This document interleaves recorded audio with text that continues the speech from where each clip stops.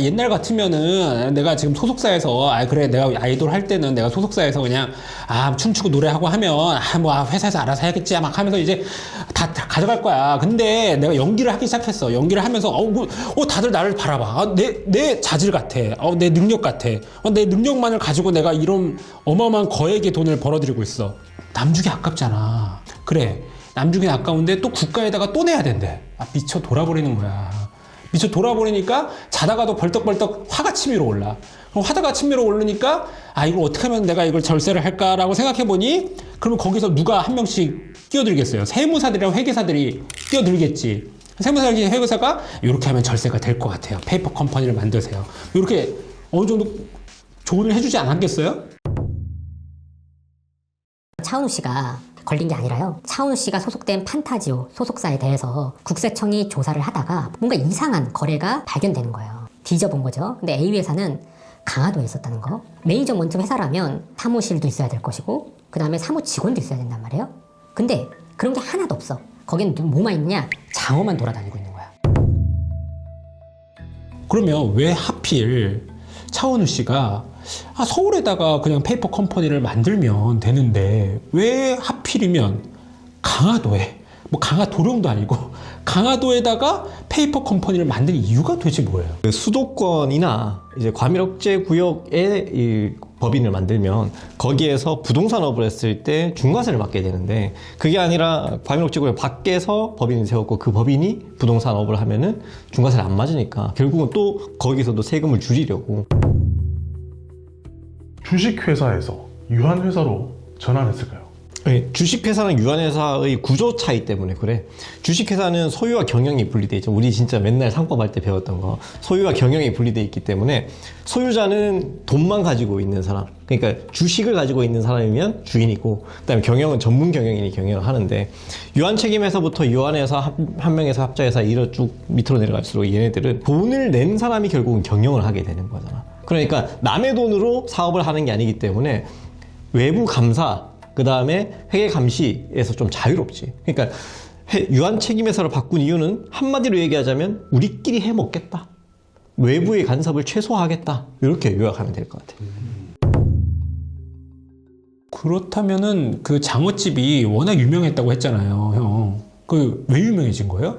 원래부터 유명했던 거야? 원래는 뭐 그렇게 맛있는 집은 아니었다고 해. 그냥 동네에서 유명한 수준이었는데 차은우가 방송국 사람들을 이제 동원해가지고 우리 엄마 집이라는 걸 이야기 안 하면서 내가 자주 가는 집이에요 이렇게 방송에서 소개를 해버린 거야.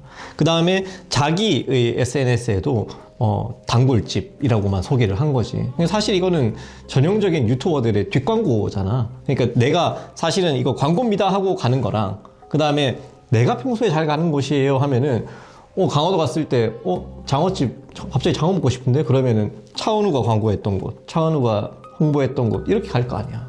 자기 엄마 가게라고 솔직하게 이야기를 해도 차은우 어머니 가게 충분히 홍보성이 홍보 효과가 좋을 것 같은데 그러니까 왜 속였을까? 그러니까 이게 그래서 점점 더 차은우에 대한 이미지가 나락을 가고 있는 거지.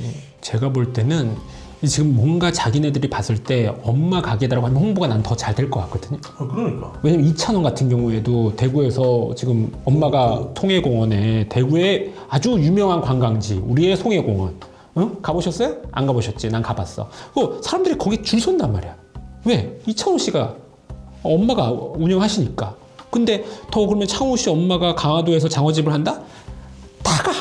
근데 왜 그렇게 해주냐 이거야. 그거는 자기가 볼 때 페이퍼 컴퍼니를 만들었잖아. 찔리는 그치. 거야. 재발절인 거지. 그치, 재발절인 거야. 사실은 이제 서울국세청 조사 사국에서 조사를 나왔다는 거 아니야. 그래서 실제로 가보니까 이건 진짜 실체가 없는 회사다 이렇게 된 거잖아. 그러니까 내가 거기를 광고하면 광고할수록 나의 약점을 홍보하는 것처럼 보일 거니까 아마 우리 집이다, 우리 엄마 집이다 이렇게 얘기 안 한 걸 수도 있겠다. 그럴 것 같아요.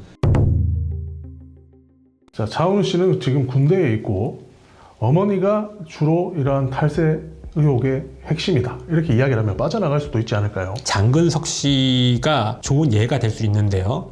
장근석 씨 같은 경우에도 똑같이 지금 이런 추징을 맞았죠. 근데 실질적으로 이때 당시에 세금 탈세 혐의로 고발 조치가 됐고 이때 그 장근석 씨는 이건 모두 다 어머니의 1인 회사기 때문에 어머니가 다 했던 거다. 나는 전혀 그거에 대해서 몰랐다. 라는 입장이었어요. 그러니까 엄마만 처벌받은 상황이거든요. 그러니까 차은우 씨도 이걸 보고 배우면 돼. 그러니까 세종이 했다는 거잖아요. 세종 변호사는 딱 이렇게 하면 돼. 엄마가 했다. 그래서 이제 차은우 씨는 이제 한번 이제 얘기를 해서 엄마 나 좀 살려줘 이러면서 엄마가 대신 한 3년 6개월 들어갔다 나오면 모든 것이 잘 해결될 수 있다라는 느낌이고요. 또 그뿐만 아니라 이거 엄마가 근데 안 돼! 못 해줘! 나도 내 사역에 살 거야! 이렇게 할 수도 있잖아. 그러면은 빠져나갈 구멍이 없어 보여요. 왜냐면 A 회사가 매니저먼트 회사로서 어떤 실질이 갖춰져 있어야 되는데 사실 형이 보길 때도 전혀 실질이 갖춰져 있는 것 같지 않잖아요? 근데 한 가지 있어. 장어를 홍보했다. 얘기해서 내가 장어를 홍보하는 어떤 차은우 씨와 앞으로 향후에 어떤 매니저멘트 계약을 체결해서 장어를 뭐 이렇게 좀 합성해서 같이 이제 한번 좀 해보겠다라는 생각으로 하면 또 될 수도 있겠지. 그건 모르겠어요. 어쨌든.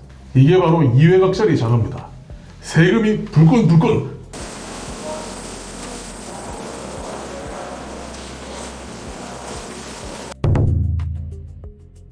자, 세금뿐만 아니라 막대한 위약금도 문제인데요.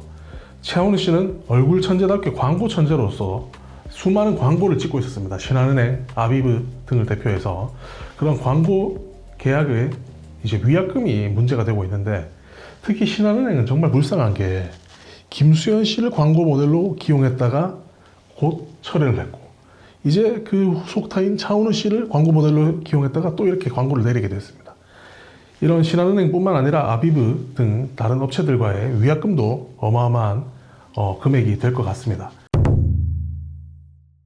일각에서는 세무사랑 회계사가 전문적으로 조언해줬다면 이렇게 허술하게는 안 했을 거다. 이런 이야기를 하는 사람도 있고, 또 일각에서는 걔들 머리에서 나올 수 없는 방법이다. 이런 이야기도 있더라고. 걔는 그 차은우? 차은우가 생각할 수가 없지. 걔가 어떻게 생각하겠어요? 그렇긴 하지. 그런데 또 자꾸 걔라고 해서 그러는데 차은우 씨가 어떻게 생각하겠어요? 근데 세무사랑 회계사가 짜줬다고 하기에는 판이 너무 허술한 거 아니야, 사실? 세무사랑 회계사랑 사이가 별로 안 좋았지 않을까. 그래서 일부러 그랬다? 보내려고? 그 정도는 아니고 이제 이 틀은 짜줬지만 디테일을 잡아줬어야 되는데, 맞아.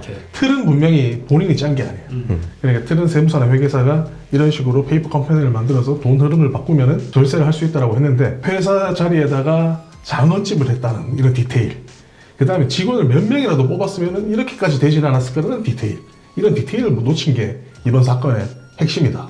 저기다가 얘기 물어본 거 아니에요? 뭐 네이버에다가 ChatGPT 어떻게 해야 돼? 너는 세무사야.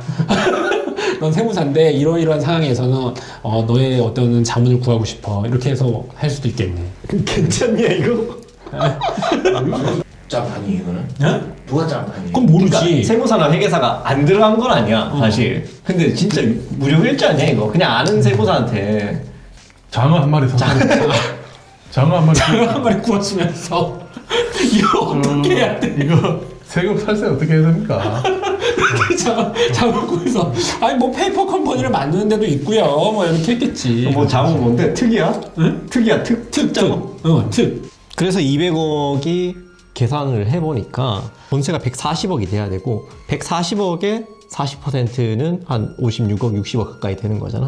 그러니까 140억의 본세, 그 다음에 56억에서 60억 사이의 가산세, 이렇게 해서 200억인 거고, 그러면은 140억을 탈세를 하려면, 본세 140억 탈세하려면 도대체 얼마를 벌어야 되느냐. 뭐 대충 계산해 보니까 한 1000억 정도 벌어야 된다. 그러니까 차은우가 원래 내가 1000억 벌어야 되는 걸 A 회사랑 한 6대4 정도의 비율로 나누면은 140억 정도의 탈세가 발생하게 된다.